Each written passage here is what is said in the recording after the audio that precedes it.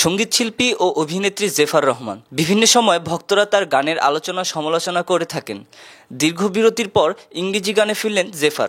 সম্প্রতি okay bro records এর YouTube চ্যানেলে স্পাইসি শিরোনামে গানটি প্রকাশ পেয়েছে। এরপরই সামাজিক যোগাযোগ মাধ্যমে বিভিন্ন পেজে ও ইউটিউব চ্যানেলে সমালোচনার ঝড় বয়ে যাচ্ছে, যেখানে ভক্তদের মাঝে দেখা দিয়েছে তর্ক বিতর্ক। ফেসবুকে গানের লিরিক্স "সোনা বন্ধু তুই আমারে ভোতা দাও দিয়া কাইট্টালা, পিরিতির খেতা দিয়া যাইত্তা ধইরা মাইরালা" এই গান নিয়ে চলছে আলোচনা সমালোচনা। ইভান আহমেদ রাসেল লিখেছেন, "গরমের জ্বালায় বাঁচি না, ছেড়ি আইসে খেতা দিয়া যাইত্তা ধরতাম বেয়াদব"। এদিকে ইউটিউবে এই গানের কমেন্টে সজীব নামে একজন লিখেছেন, "একবার গায়ক বা গায়িকা হতে পারলেই ছাগলের মতো ম্যাঁ ম্যাঁ করতে পারলে গান হয়ে যায়"।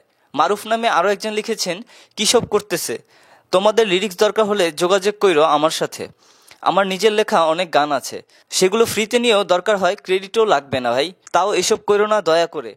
বাংলার একটা সৌন্দর্য আছে, সম্মান আছে, অন্তত সেটা বজায় রেখে গান বানাও প্লিজ"। প্রসঙ্গত, যুক্তরাষ্ট্রের লস অ্যাঞ্জেলসে স্পাইসি গানের দৃশ্য ধারণ করা হয়েছে। গানটির প্রযোজক ফুয়াদ আল মুক্তাদির। জেফার রহমান বাংলাদেশের প্রথম ইউটিউব বেসড মিউজিশিয়ান। তরুণ প্রজন্মের কাছে বেশ পরিচিত মুখ, তবে সেটা সঙ্গীত শিল্পী হিসেবে। এর বাইরে তিনি নিজেই গান লেখেন, সুর করেন। এছাড়াও তার আরও একটি পরিচয়, তিনি একজন প্রযোজকও।